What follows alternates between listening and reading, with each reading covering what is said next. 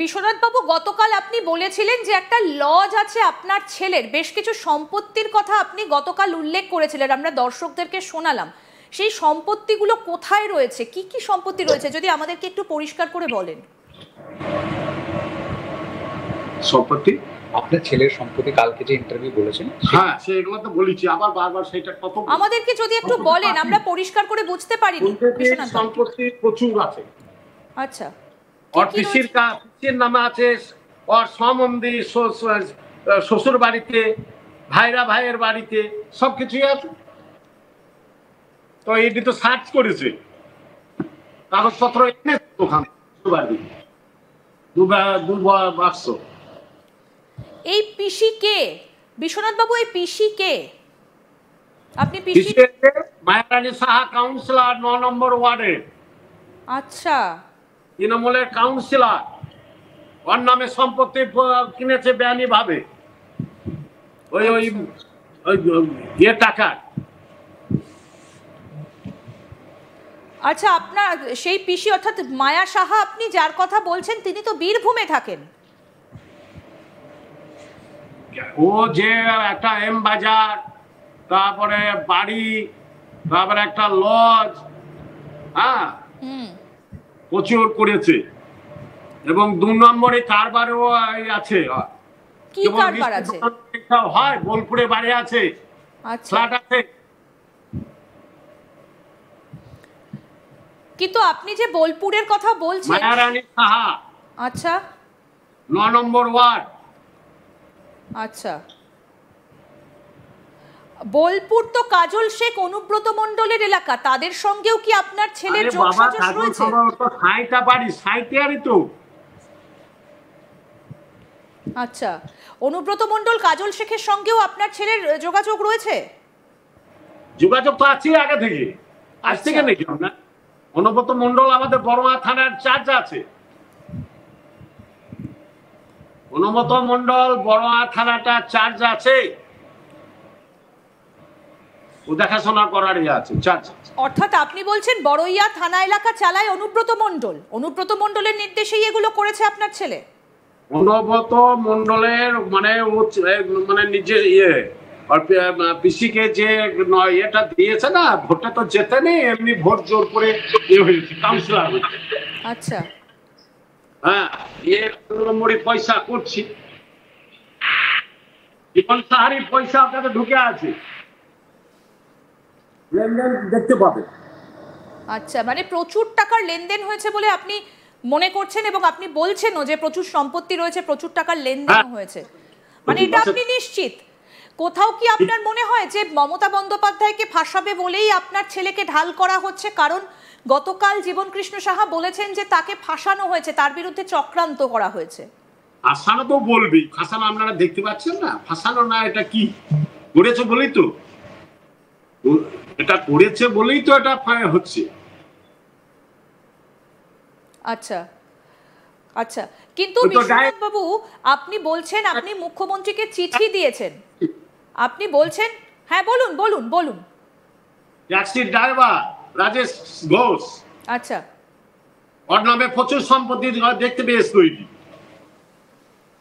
আচ্ছা, আরো সম্পত্তি আছে, যদি বাইর করতে পারে আমি বা কি করে বলবো। প্রচুর। এই মায়ারানী সাহার নামও আছে, জীবন সাহারও নাম আছে, ওর সম্বন্ধের নামে আছে। হ্যাঁ,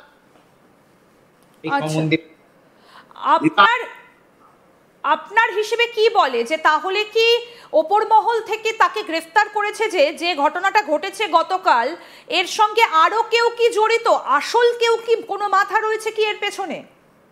মাথা তো আছেই। কে?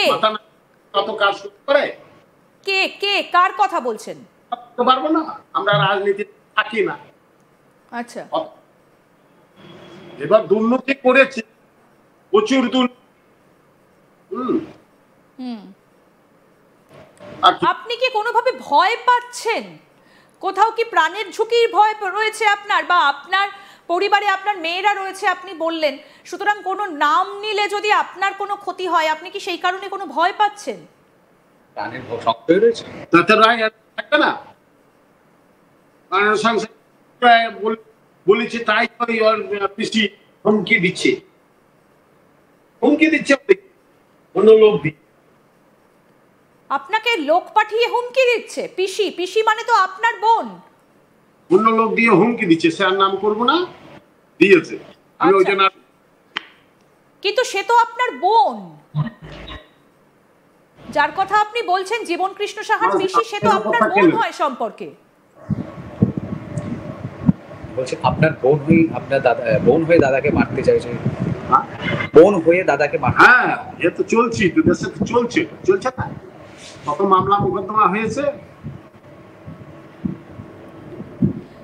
এই যে আপনি সারা বিভিন্ন জায়গাতে যাচ্ছেন, চতুর্দিকে যাচ্ছেন, আপনাকে তো বাড়িতে বসে থাকলে হবে না, আপনাকে কাজ করতে হবে, সংসার চালাতে হবে, বাকিদের মুখে অন্ন তুলে দিতে হবে, কারণ আপনার তো সেই সম্পত্তি নেই যেটা আপনি, আপনার ছেলের যেটা রয়েছে। আপনার খারাপ লাগছে কি? কোথাও কি একটু কেউ অন্যভাবে তাকাচ্ছে আপনার দিকে? একটু খারাপ লাগছে কি? একটু লজ্জা লাগছে কি ছেলের আচরণে? সে আর কি করা যাবে, যে যা ভালো বোঝে করছে, আমি বলতে পারি না।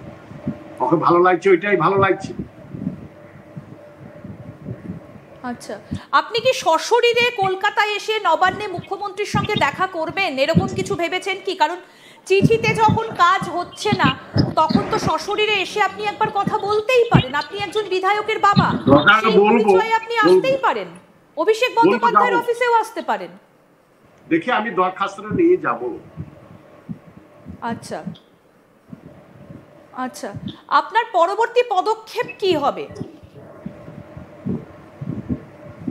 পরবর্তী পদক্ষেপ মানে এই যে আপনি বলছেন যে আপনি আসবেন, দরখাস্ত নিয়ে আরেকবার আসবেন, সেটাই আর কি জানতে চাইছিলাম, যে আপনি কি এরপর দরখাস্ত আরেকবার পাঠাবেন, নাকি সশরীরে আসবেন কলকাতায়, কার সঙ্গে দেখা করবেন, কিছু ভেবেছেন কি? যাব।